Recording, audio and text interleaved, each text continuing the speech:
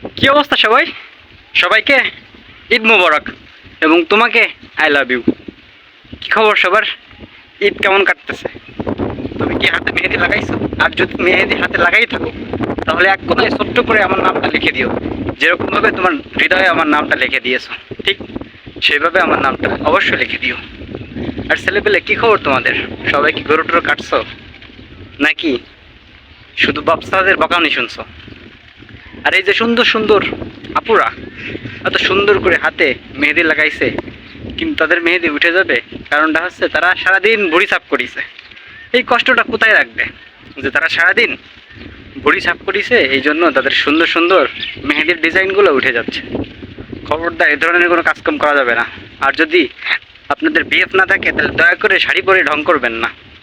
যদি বিএফ থাকে তাহলে শাড়ি পরবেন, সুন্দর করে সাজুগুজু করে ছবি তুলে তাকে দিবেন, তারা কি আত্মার মাকফিরাতের জন্য তারা কি কিছু ছবি পাঠায় দিবেন। সুতরাং ঈদের মতো করে পালন করেন।